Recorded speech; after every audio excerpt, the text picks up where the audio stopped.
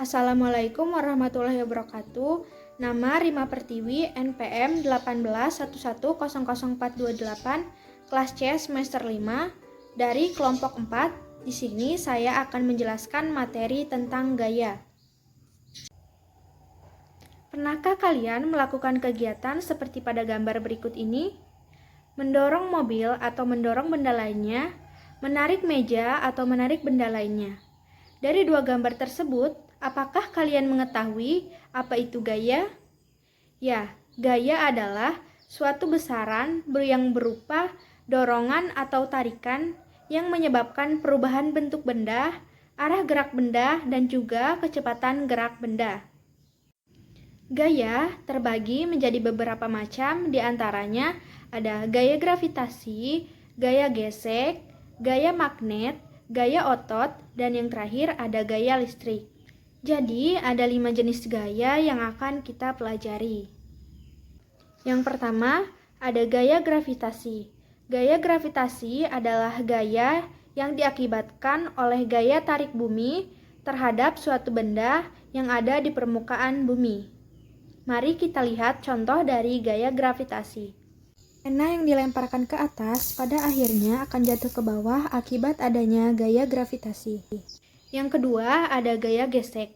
Gaya gesek adalah gaya hambatan yang terjadi akibat dua permukaan benda yang saling bersentuhan. Mari kita lihat contoh dari gaya gesek. Dapat kita lihat bahwa menggesekkan kedua tangan mengakibatkan adanya gaya gesek. Yang ketiga ada gaya magnet. Gaya magnet adalah benda yang dapat menarik logam tertentu.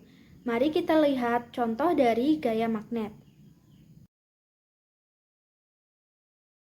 Dapat kita lihat bahwa pintu kulkas memiliki magnet permanen agar selalu tertutup, sehingga gaya yang bekerja disebut gaya magnet.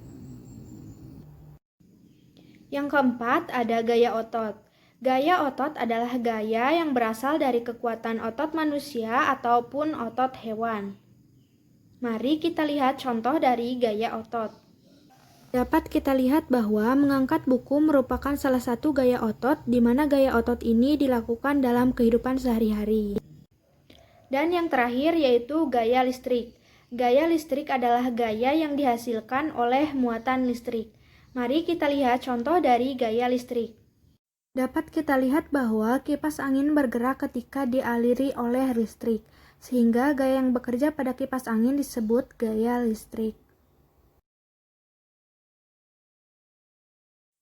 Dan yang selanjutnya ada sifat-sifat gaya. Yang pertama yaitu gaya menyebabkan benda diam menjadi bergerak. Yang kedua yaitu gaya menyebabkan perubahan bentuk benda. Dan yang ketiga yaitu benda mengubah arah gerak benda. Yang pertama yaitu gaya yang menyebabkan benda diam menjadi bergerak. Dalam kehidupan sehari-hari banyak sekali yang menyebabkan benda diam menjadi bergerak. Contohnya saat kita menendang bola berarti dikenai gaya. Yang kedua yaitu ada meja dan kursi dapat berpindah tempat ketika kita dorong atau tarik. Dan yang kedua yaitu ada gaya yang menyebabkan perubahan bentuk benda. Contohnya yaitu lilin mainan atau plastisin yang dapat dibuat oleh anak-anak dapat berubah bentuk. Contoh yang kedua ada tanah liat. Tanah liat merupakan bahan yang lunak yang dapat digunakan untuk membuat berbagai macam benda.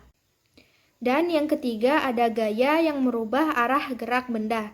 Contohnya yaitu seperti sepeda.